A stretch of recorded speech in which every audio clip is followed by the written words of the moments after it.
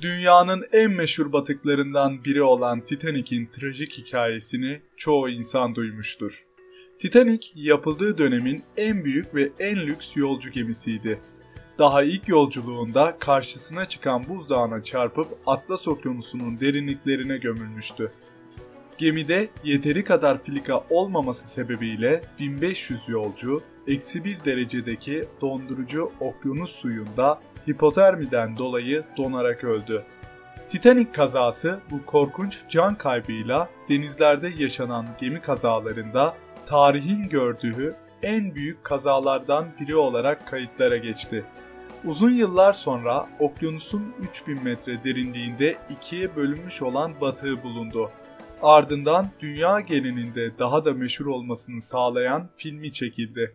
Titanic ve trajik hikayesi bu filmle birlikte adını uzun yıllar duyurdu. Peki, Titanic daha ilk yolculuğunda bir buzdağına çarpmamış ve batmamış olsaydı ne olurdu? Hiç şüphesiz kendisine benzeyen diğer gemiler gibi uzun yıllar yolcu taşırdı.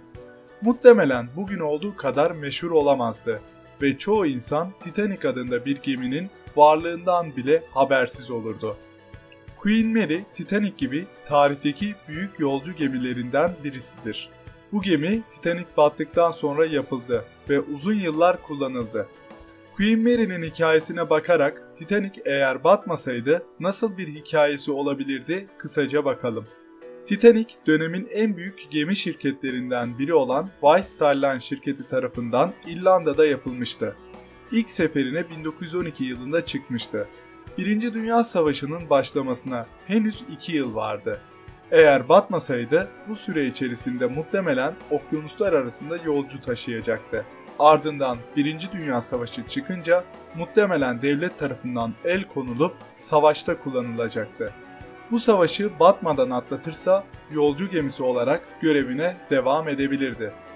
Queen Mary, Birinci Dünya Savaşı'ndan sonra yapılan bir gemi olduğu için bu geminin Birinci Dünya Savaşı'nda kullanılması mümkün değildi. Queen Mary'nin yapımı planlamasıyla birlikte 1926 yılında başladı. Fakat 1929'da dünyayı derinden etkileyen Büyük Burhan adındaki ekonomik krizden dolayı 1931'de yapımı durduruldu. 1933'te Queen Mary'yi yapan Colonial Line şirketi, Titanic'i yapan White Star Line şirketi tarafından satın alındı. Devlet, Queen Mary'nin tamamlanması için para yardımında bulundu ve Queen Mary'nin yapımı 1934 yılında tekrar başladı. Queen Mary 1936 yılında tamamlandı.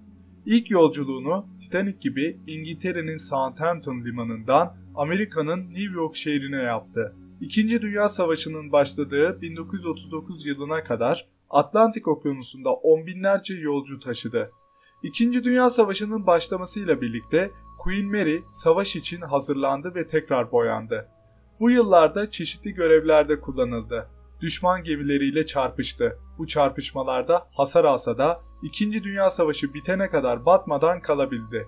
Eğer Titanic 1912 yılında batmasaydı 1. Dünya Savaşı'nda muhtemelen Queen Mary'nin 2. Dünya Savaşı'nda yaşadığı kaderi yaşayacaktı. 1945'te 2. Dünya Savaşı bitti. Queen Mary 1947 yılında eski görevine geri döndü. Uzun yıllar binlerce yolcuyu denizlerde taşıdı. Son seferini 1967 yılında gerçekleştirdi. Queen Mary 1936 ile 1967 yılları arasında kullanıldı ve artık çok yaşlanmıştı. Queen Mary yolcu taşıma görevinden emekliliğe ayrıldıktan sonra Hotel de Queen Mary adını alarak otel ve müze haline getirildi.